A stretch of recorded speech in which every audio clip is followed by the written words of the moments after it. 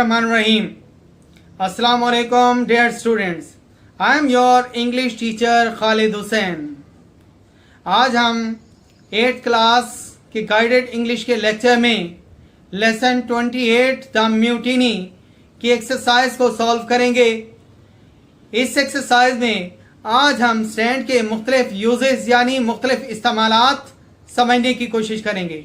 अगर स्टैंड के साथ किसी प्रपोजिशन या एडवर्ब का इजाफा कर दिया जाए तो इसका मीनिंग यानी मतलब यकसर तब्दील हो जाता है।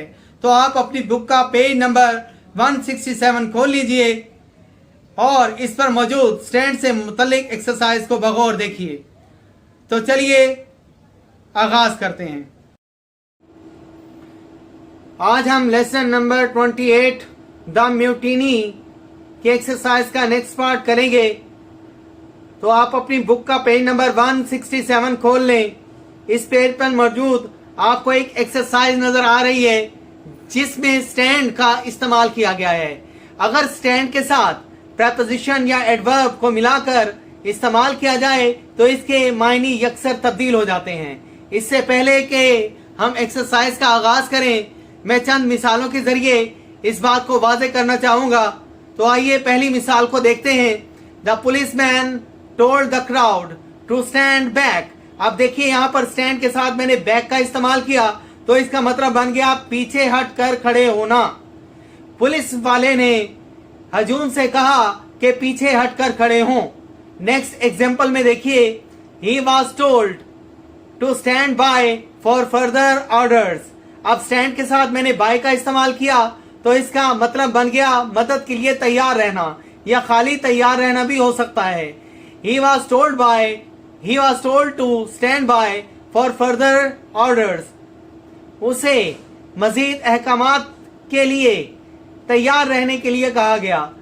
नेक्स्ट है जी, the sign E stands for the sound of the letters E in T। यानी अलामत जो E है वो T में E यानी E की अलामत की नुमाइंदगी करती है। स्टैंड फॉर मीन नुमाइंदगी करना, स्टैंड फॉर मीन नुमाइंदगी करना। नेक्स्ट है, her bright red dress stood out clearly from all the others. आप देखें, स्टैंड आउट मीन नुमाया दिखाई देना, और क्योंकि ये सेंटेंस पास्ट इंडेफिनिट का है लिहाजा इसके साथ में सेकंड फॉर्म इस्तेमाल करूंगा, यानी स्टैंड आउट की बजाय स्टूड आउट इस्तेमाल करूंगा। तो इसका मतलब बनेगा नुमाया दिखाई दिया, यानी उसका सुर्ख रंग का लिबास तमाम दूसरे लिबासों में नुमाया दिखाई दिया। नेक्स्ट एग्जांपल देखिए, if anyone criticises her brother she always stands up for him. अगर कोई शख्स उसके भाई पर तनकीद करता है तो वो उसके लिए डट जाती है, यानी स्टैंड के साथ अप का इस्तेमाल किया, स्टैंड अप, तो इसका मतलब बना डट जाना, डट जाना।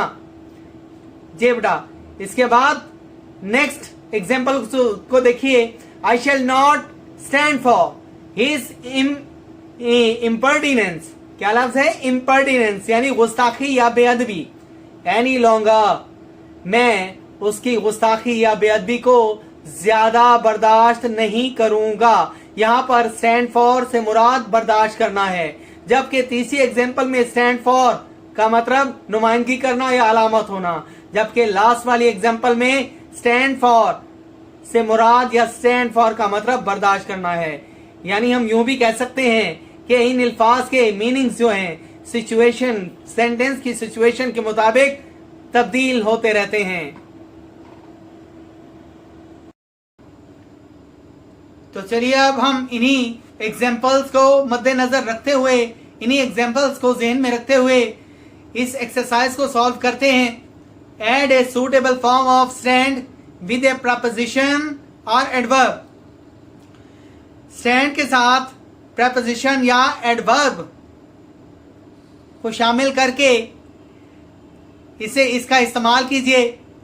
जी बेटा, तो जैसा कि पहले मैं बता चुका हूं कि स्टैंड के साथ किसी प्रपोजिशन या एडवर्ब को लगाकर इस्तेमाल करने से इसके मीनिंग यकसर बदल जाते हैं। तो इस एक्सरसाइज में दिए गए सेंटेंसेस को सॉल्व करते हैं। पहला सेंटेंस है यानी पहली स्पेस में आएगा stand up and give them more room, खड़े हो जाओ और उन्हें मजीद उन्हें जगह दो। रूम से मुराद यहां पर जगह है, रूम से मुराद यहां पर कमरा नहीं। सेकेंड सेंटेंस देखिए, what does this sign stand for.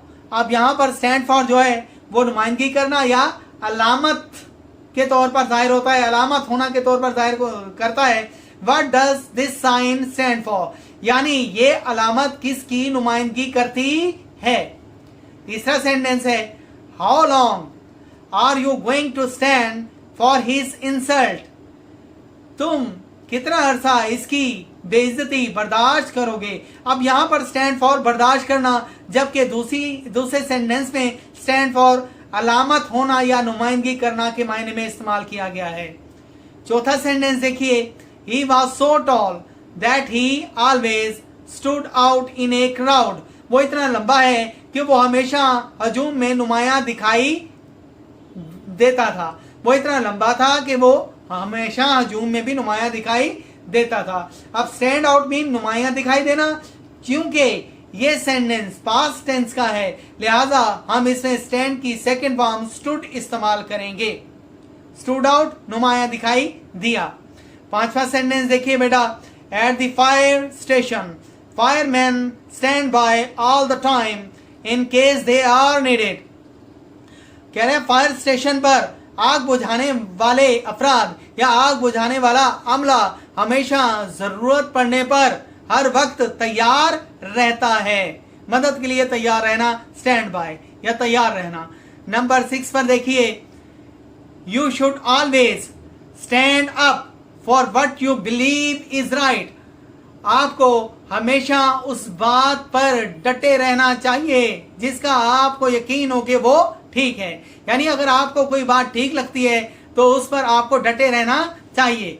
अब यहां पर स्टैंड अप मीन डट जाना या डटे रहना, जबकि पहले वाले सेंटेंस में स्टैंड अप मीन खड़े होना। यानी सिचुएशन के लिहाज से इन अल्फाज के मतलब या मीनिंग्स भी तब्दील होते रहते हैं। जी तो अजीज तलबा, कैसा रहा हमारा आज का लेक्चर। उम्मीद करता हूं कि आपको ये लेक्चर बहुत अच्छे तरीके से समझ आ गया होगा। लेकिन फिर भी इसके बारे में कोई सवाल या कोई इबाहम हो तो आप मुझसे मेरे नंबर पर राब्ता कर सकते हैं। और प्राह करम हमारे यूट्यूब चैनल को लाजमी सब्सक्राइब करते रहा करें ताकि इस किस्म के इंफॉर्मेटिव और एजुकेशनल लेक्चर्स आप तक पहुंचते रहें और आपका तालीमी नुकसान होने से बच जाए। वस्सलाम।